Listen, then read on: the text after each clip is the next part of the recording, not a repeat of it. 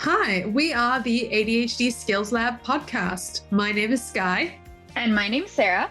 And we will be your hosts, chatting to you about practical ADHD strategies you can use, the research behind some of these strategies, as well as interviewing other professionals with ADHD about how they've developed skills and working through struggles in their lives. You might know us from Unconventional Organization, where we talk about this kind of stuff all day long.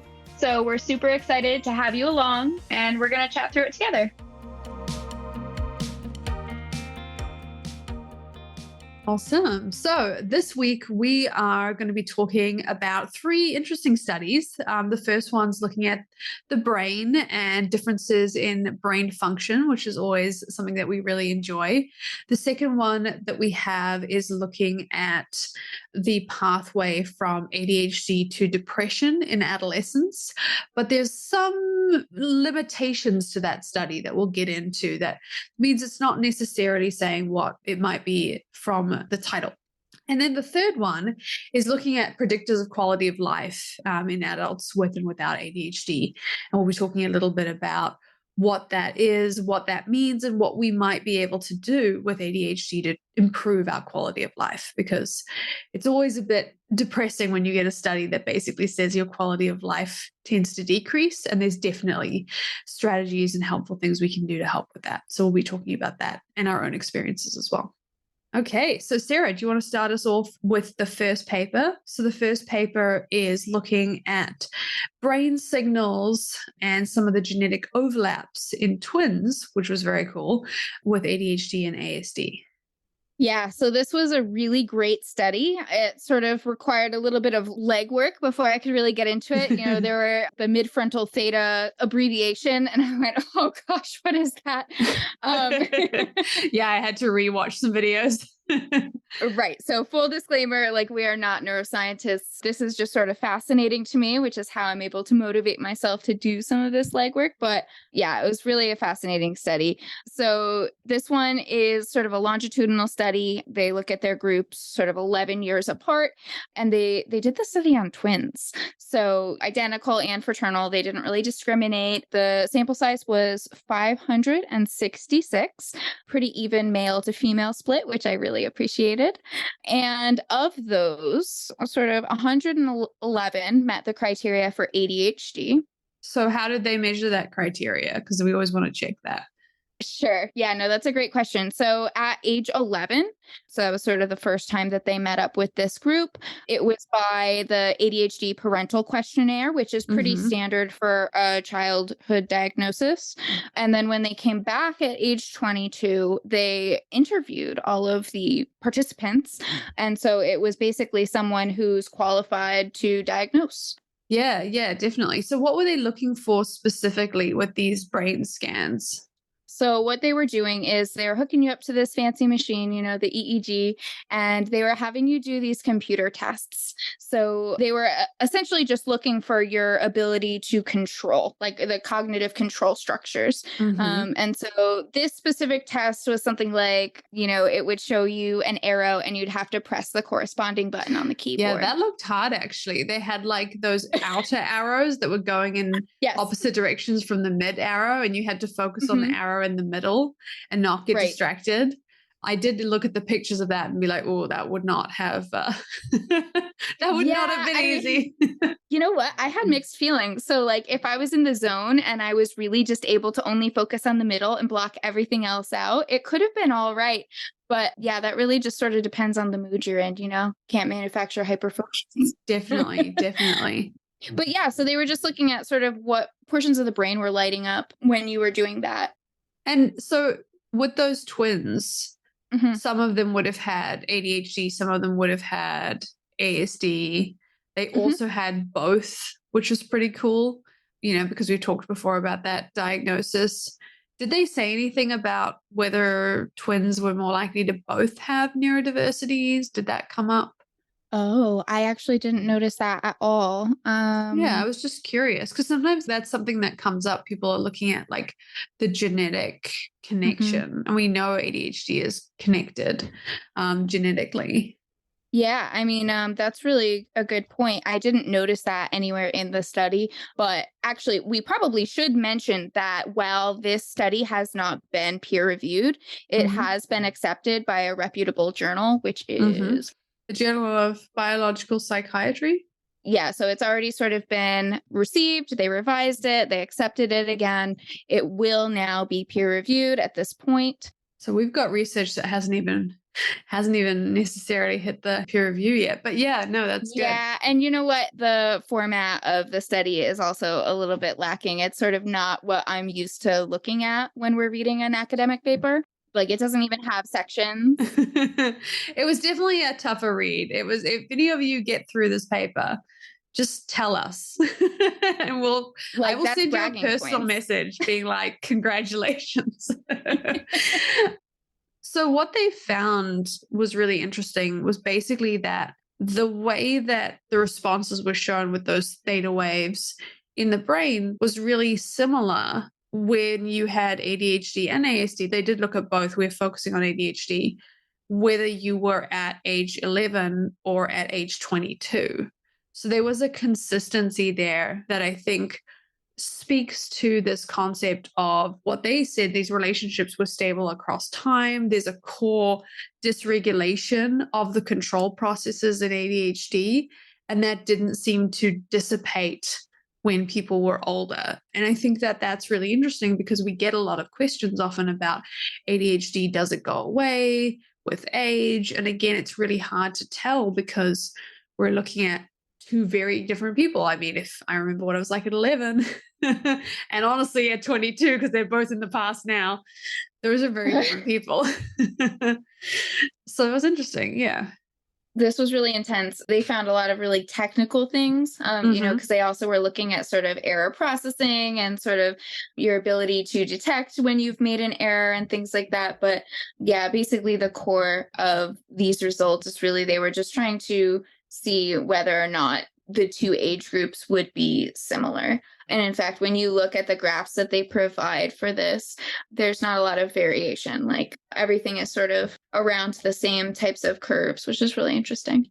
Yeah. And what that's basically showing is how people with ADHD respond to doing that kind of test where you're looking at those arrows and you're trying to click on it and you're trying to switch.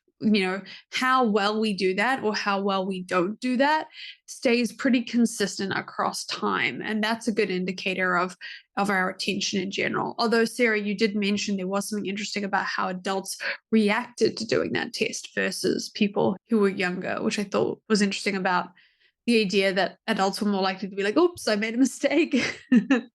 Yeah, it was when they were looking at, like, when you made a mistake, the adults sort of were able to recognize that, whereas the children were not. And that was the same across all of the groups, so the ASD and the control group as well, which led them to think that it's probably just a childhood development thing.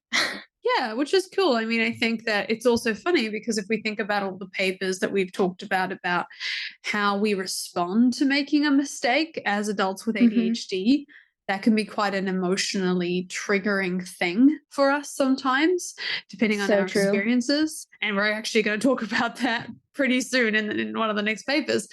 So in terms of, that idea, maybe it's sort of to say like, hey, like, hopefully something that we've learned as an adult is that we've learned how to be like, whoops, didn't see that. Oh, well, that's fine. That's my ADHD and I have coping strategies for that now. Conscious coping strategies, because a lot of these are looking at more like our unconscious automatic responses, which seem to be similar, but we do have more skills, hopefully now as adults, and better ways of managing our environment and also feeling how about all the mistakes, all those really fun mistakes that we make that we can see on theta wave is with EEGs apparently. In terms of the sort of overall impact, what do you think the impact of this kind of study is?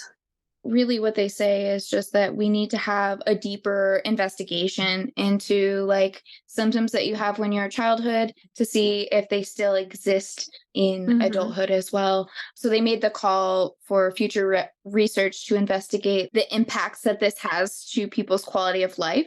which is really interesting considering what some of the next studies are about, as well as sort of a functional impairment. So that's like life skills, work and school performance and things like that. So sort of, they basically just want future research to investigate more, not just people doing a silly computer task, basically. So go in more depth in terms of like, okay, that's one way to measure this, but let's look at it in more depth, because you're right. Like, I have never done that task as an adult or as a child. I don't expect to do it anytime soon. It may hint at something I do in real life, but it's definitely not measuring it accurately. But yeah, no, definitely. And there was no conflict of interest or financial funding that we found. There was an interesting overlap here between ASD and ADHD, which was a little bit tricky to determine. And I think the important thing is just that whether it was ASD or whether it was ADHD or whether it was both, it seemed to be consistent across time. Yeah, that's a really good point. Because of the way that they used the twin groups, it became really difficult for them to like control for that in any way.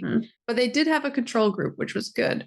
So the other thing that they mentioned is that they basically just wish that they had a larger sample size, because that always leads to like improved validity. But honestly, for a longitudinal study of this type, they got a lot of people to come back. So 566 people.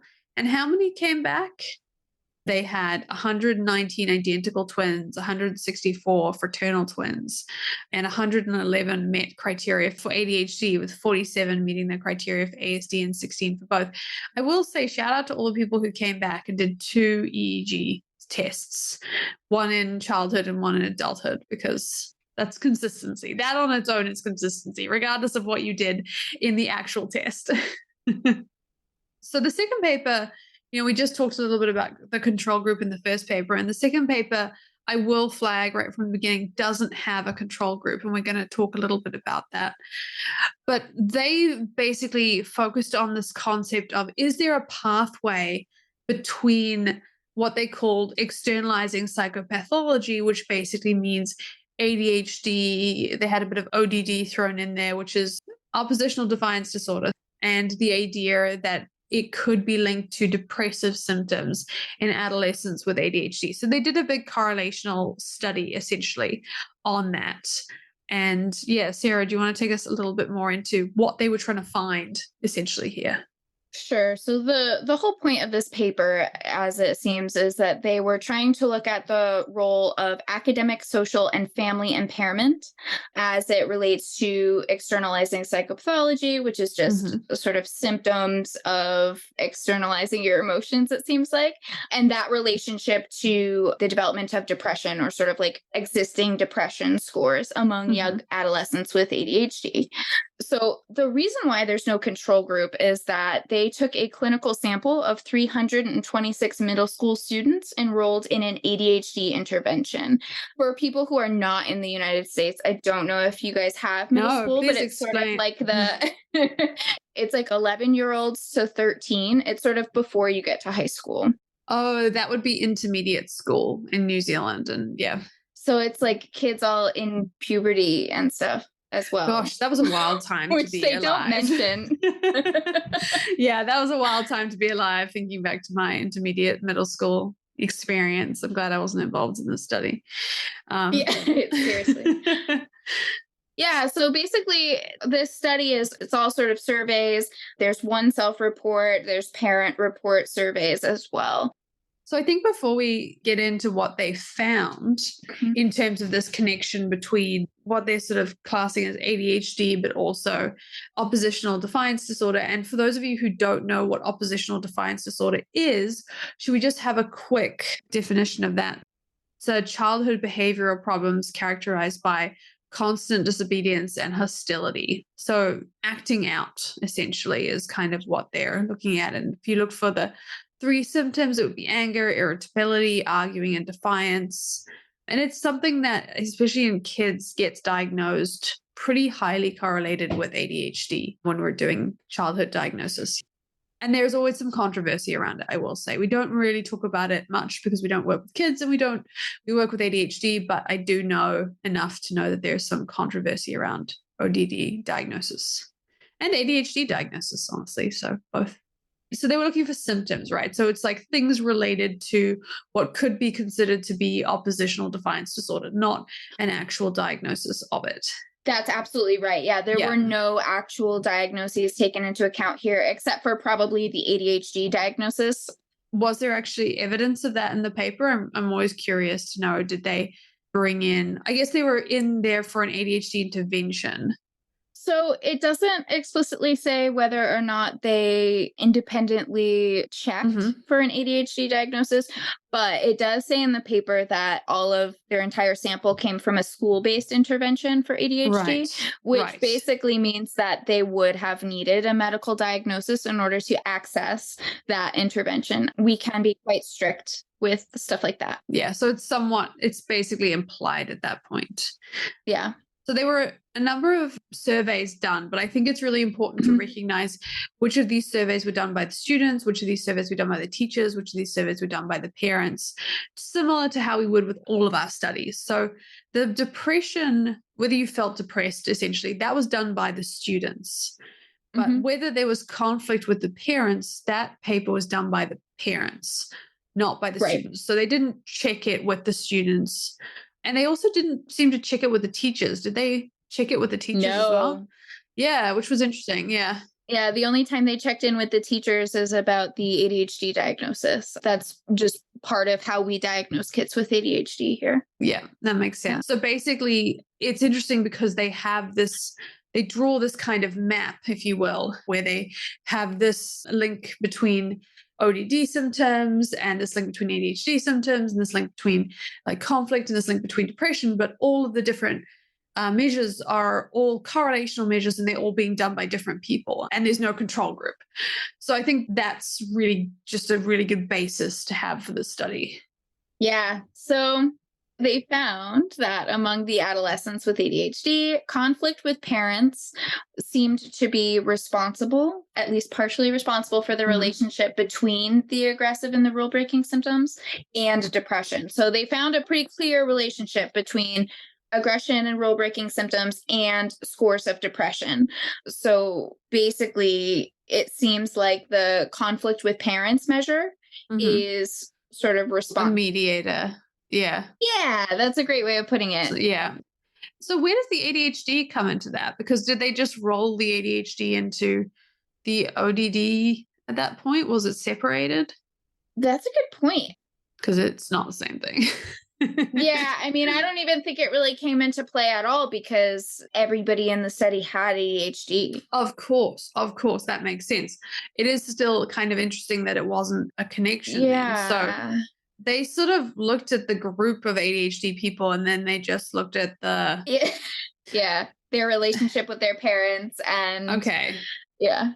So in terms of takeaways for this paper, from our perspective, and we're not the be-all and end-all of this, so if you did write this or you know somebody who did, as always, please reach out. We'd love to chat to you.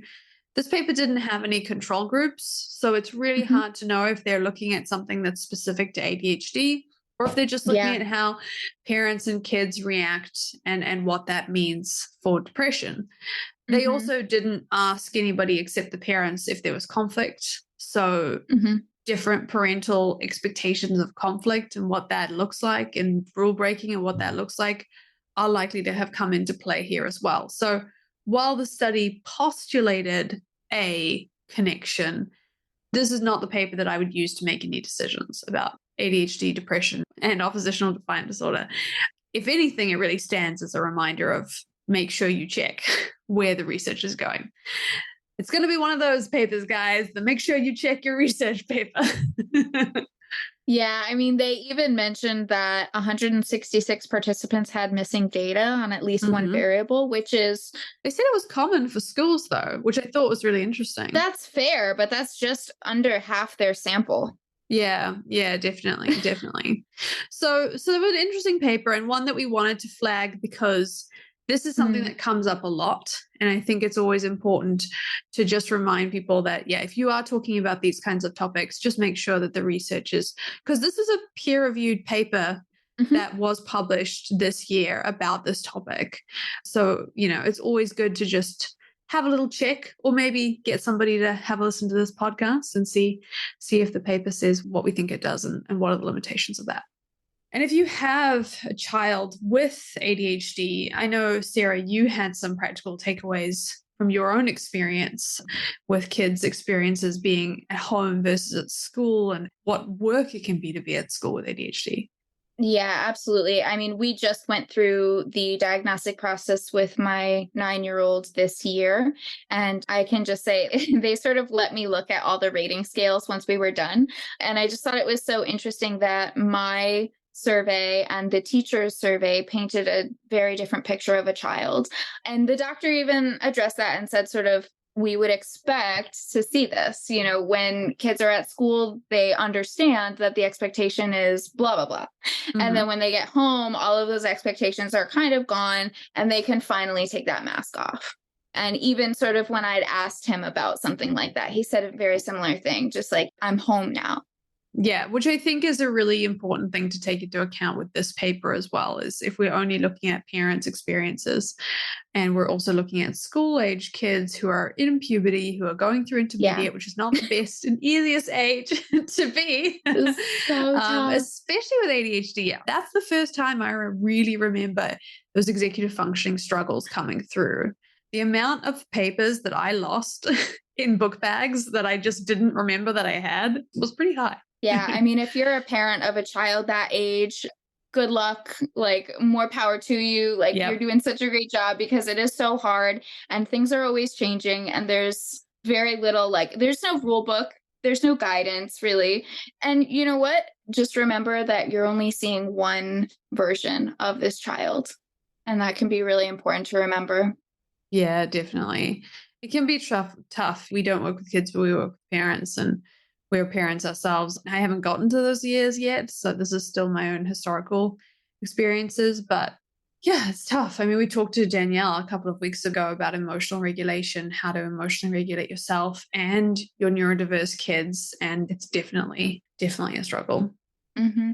So if you see a paper like this, just remember it might have some limitations to it. Don't worry about it just yet. And there's lots of different strategies and lots of people you can reach out to if you need help with anything. Don't forget to subscribe to our podcast, which you can do on any of your podcast players to get weekly updates when we launch a new podcast episode.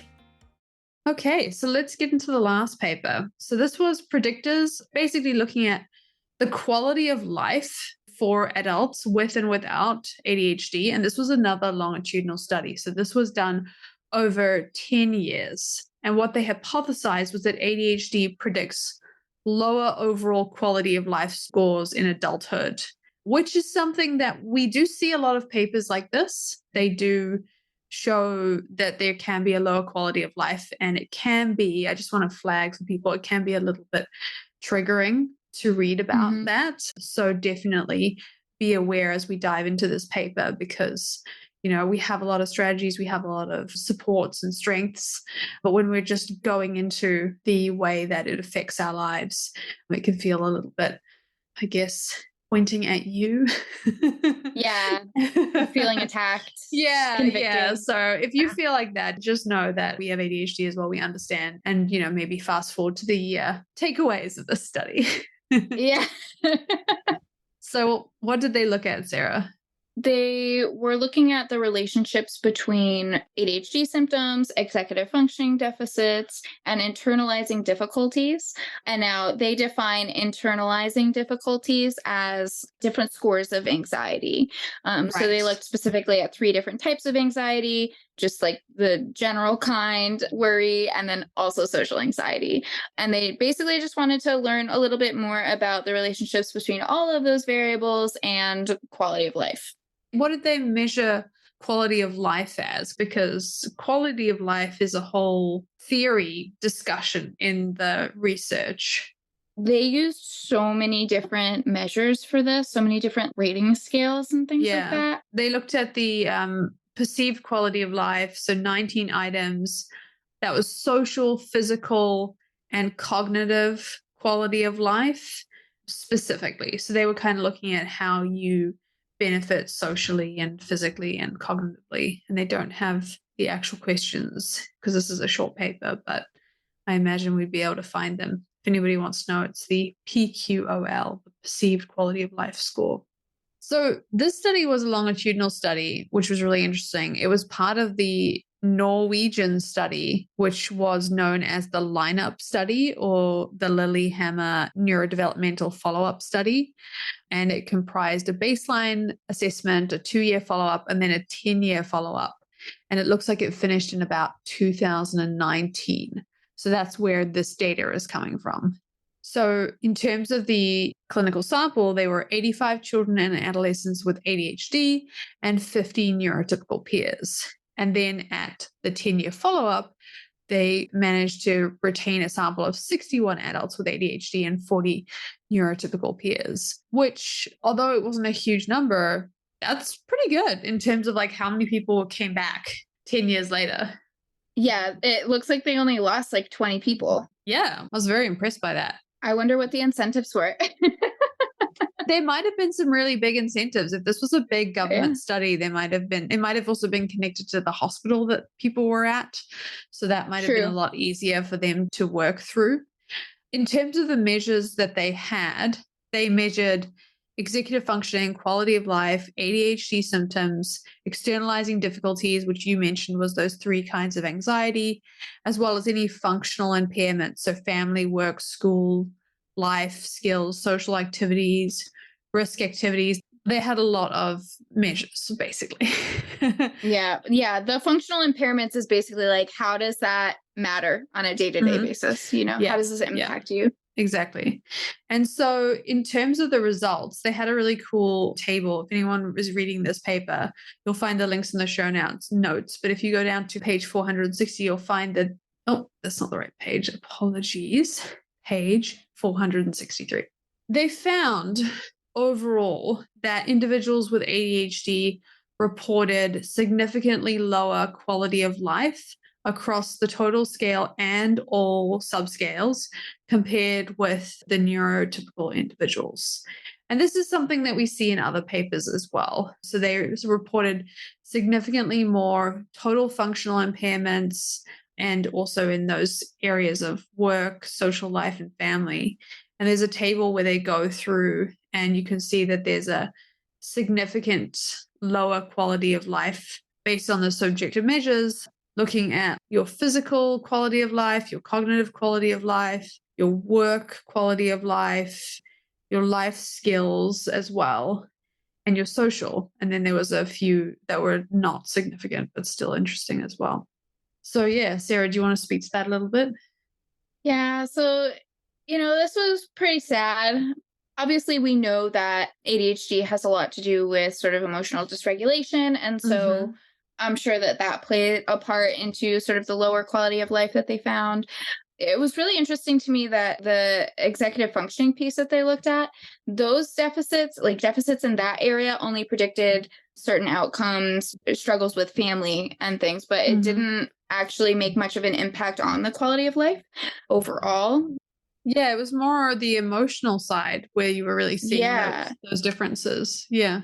Right. And then when you get to the anxiety piece, that also predicts lower quality of life and functional impairments. Yeah. Which the authors were saying that's why it's so important to sort of target emotional regulation when you're evaluating someone for ADHD and recommending treatment outcomes.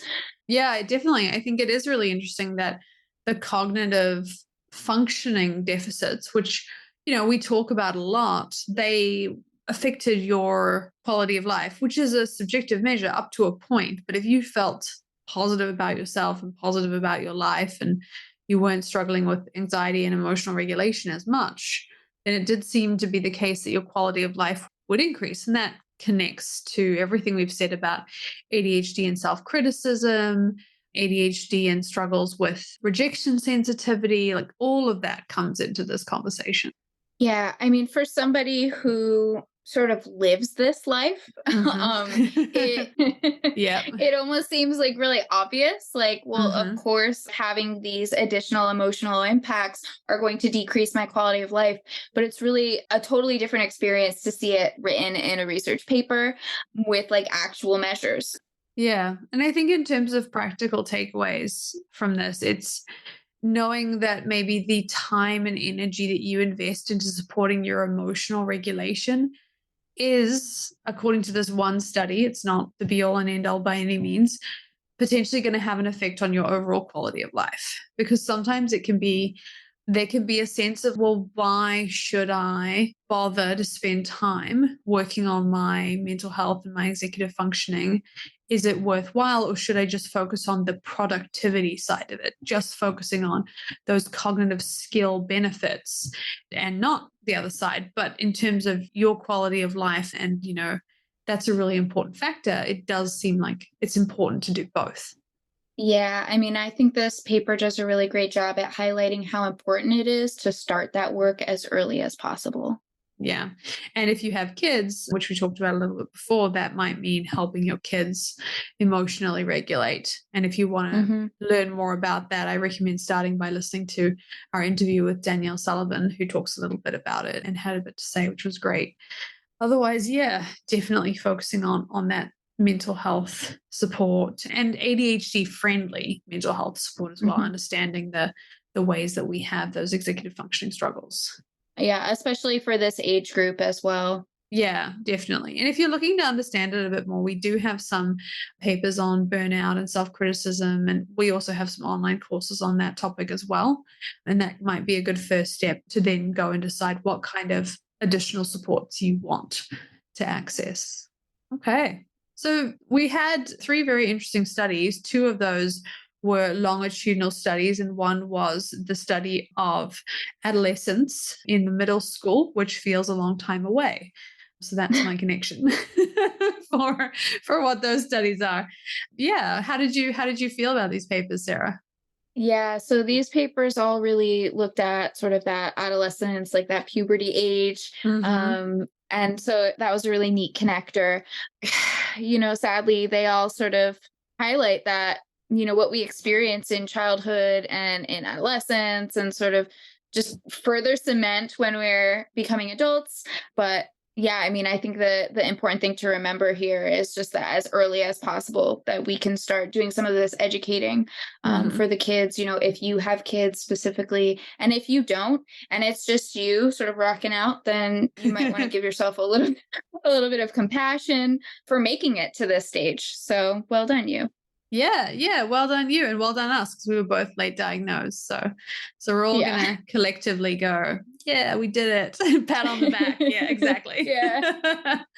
And, we will, as always, when we do these research, try and focus on the practical takeaways and the strategies. So hopefully next week we'll be back with some more positive, practical focus studies. But it's also good to check in and see what our experiences have been like and how they've changed or haven't changed over time.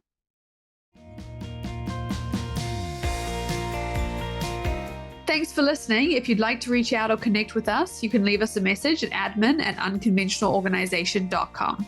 You can also find out more about our ADHD coaching organization, read our free articles, or sign up to our online courses at unconventionalorganization.com. That's organization with a Z or an S. They both will get you there. If you'd like to learn more about what we discussed here today, or you want to read the transcript, you can find that at our show notes page at unconventionalorganization.com. If you've enjoyed this podcast and think someone else might find the strategies and stories helpful, the best thing you can do is share episodes using the share button in the podcast player, or leave a 5-star review on Apple or Spotify or your podcast player of choice, letting them know why you've benefited from this podcast. Thanks so much for listening, and we'll see you back in the ADHD lab next week.